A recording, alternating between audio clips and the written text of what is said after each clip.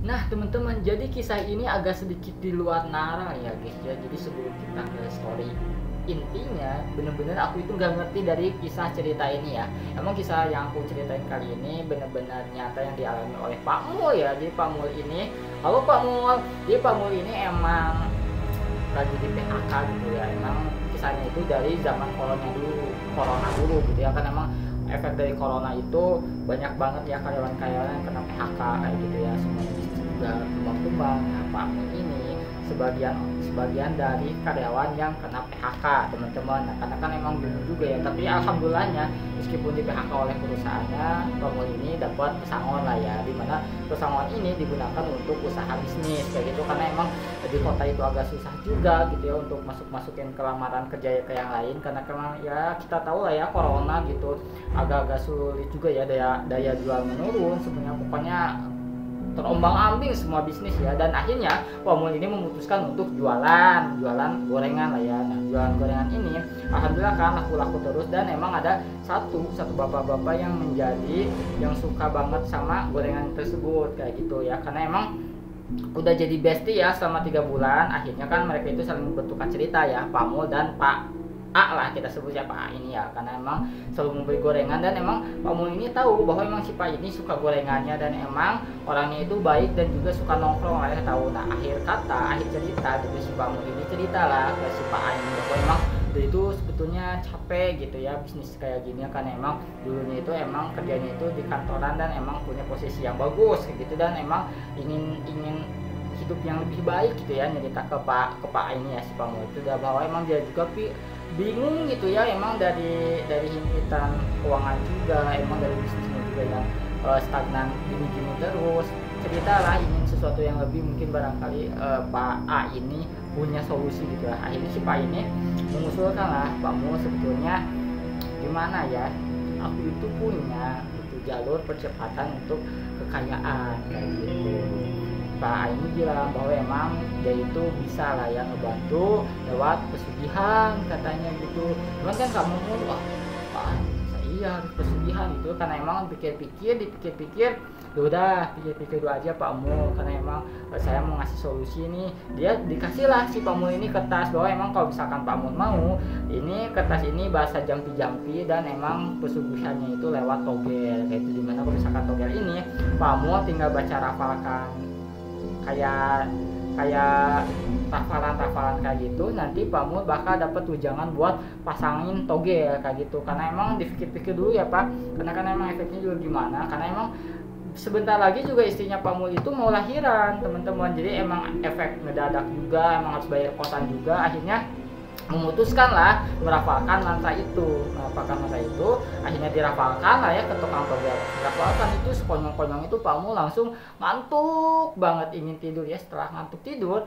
ternyata datanglah kayak sosok-sosok ini bapak-bapak gitu ya.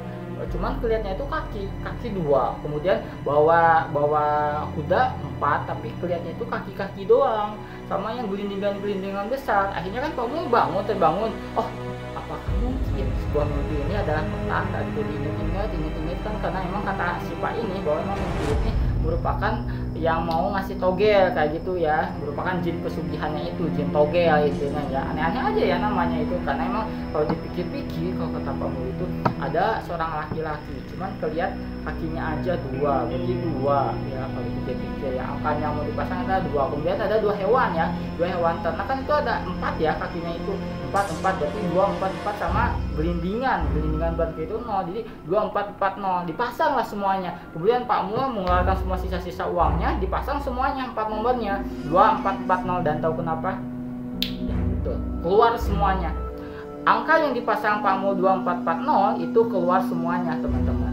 Otomatis kan jadi auto kaya raya ya, dapat 150 juta dari modal itu. Akhirnya kan Pak Mul juga besoknya merafalkan lagi, sehingga terus berkepatan, dan akhirnya selama 6 bulan terus melakukan itu, si Pak Mul ini mendadak jadi drastis kaya raya. Dan setelah itu si Pak Mul itu kan nyari si Pak itu bahwa mau berterima kasih, emang karena emang syaratnya itu kok tumben gitu ya pesugihan, tapi nggak ada tumbalnya, nggak ada apanya.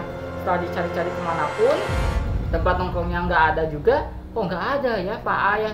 Mungkin karena pindah kerjaan atau pindah apa gitu ya, mungkin udah nggak di kota ini lagi gitu ya, akhirnya jadi kaya raya juga si Pamul. Nah, terjadilah keanehan guys di bulan Juli tahun berikutnya, bahwa emang si Pamul kan udah kaya raya ya. Nah, pulang ke rumah itu kan ada istrinya dan melahirkan, datanglah ketok istrinya itu ya, padahal si Pamul itu konsepnya itu lagi di luar ya, istrinya ngebuka lah ya.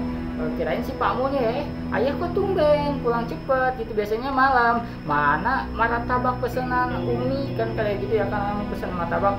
Si Pak Mul itu diem aja, ditanya-tanya kok aneh banget ya, suaminya itu biasanya kan ceria ya, ceria ini menyapa, ini enggak, langsung masuk ke kamar tadinya habis mungkin capek atau apa, kata istrinya itu mau dituturin guys, mau dituturin ke kamar, tapi tiba-tiba si anaknya itu nangis, akhirnya ya udah ngegendong dulu anaknya, tiba-tiba ngetuk lagi pintu. Siapa itu? Ini ayah Umi. Pas dibuka ternyata suaminya. Kok bukannya tadi ayah udah pulang, ada di kamar? Ah, masa iya sih? Ini martabak buat mohon maaf ya Cina Abi agak lama pulangnya, soalnya kan mau beli martabak dulu buat Umi. Bingung ya, loh kok tadi kan ada Abi yang udah masuk ke kamar, kata Umi kayak gitu, karena emang berpikir nih ya si suaminya itu karena mungkin kecapean, gak mau dibahas lah ya. Dan berikutnya pula yang terjadi keanehan itu adalah anaknya yang digangguin guys, anaknya yang baru SD digangguin, kan main sama teman-temannya ya, biasa kucing sumput kucing apa, nyari temannya nggak ada, ternyata ada yang manggil, pas ada manggil gangguin katanya. Pas ada manggil, ternyata pas di lemari dia langsung otomatis nangis. Otomatis kan si sang istrinya pun ngejar, kenapa ada apa gitu sama anaknya. Pas dibuka ternyata ada di dalam lemari dan anaknya gini nutup mata sambil nangis. Takut karena emang ada sosok yang mata merah hitam ngeliatin terus, dan anaknya pikir itu adalah si temennya yang ngumpet di lemari karena nggak ketemu, ternyata bukan. Itu keanehan yang kedua. Dan keanehan yang ketiga di anak yang gedenya guys, karena kan emang dia itu baru pulang dan semuanya pergi ya. Pas ke rumah ternyata bisa masuk, pas bisa masuk kayak aneh banget, suasana mencekam. Nah kan bingung ya, pas itu ketuk-ketuk, pas dibuka sama anaknya ternyata orang tuanya itu baru pulang. Bingung kan orang tuanya itu, loh kok teteh bisa masuk ke dalam, padahal kan si rumah dikunci ya. Jangan bercanda Umi Abi, padahal kan teteh pulang kan Umi Abi udah ada di dalam menyambut kayak gitu kan. Karena berpikir Pak Mul ini terjadi benar-benar keanehan, akhirnya carilah si Pak A ini. Setelah dicari dapatlah info kontak rumahnya dan istrinya. Setelah ditelepon dan menjawab sang istrinya bahwa emang bapak bercanda ya, Pak A itu emang suami saya, dan emang si Pak A itu udah meninggal 2 tahun yang lalu.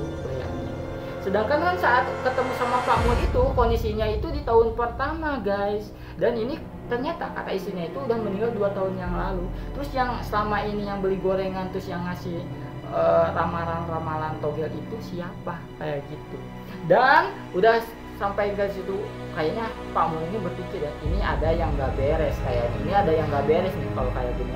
Akhirnya si Pak Mul ini bermimpi dan ketemu sama si Pak A. Si Pak ini kondisinya benar-benar kasihan banget, dan emang dia bilang bahwa emang di mimpinya itu saya udah nggak kuat, tolong Pak Mul berhenti main oke lagi kayak gini, jangan dirafalkan, nanti takutnya kayak saya. Jadi si jin tumbal ini ternyata emang tumbalnya itu ke diri sendiri dan keluarganya kayak gitu. Akhirnya kan emang ada yang nggak beres, akhirnya Pak Mul ini nyarilah orang yang bisa biar dinetralisirkan dan benar ingin tobatan nasuha kayak gitu ya. Sampai akhirnya ketemu sama orang pintar, semua dibersihin, akhirnya clear ya, dan emang udah nggak terjadi gangguan lain. Sisanya uang dari itu kemudian dialokasikan buat bisnis dan disedekahkan.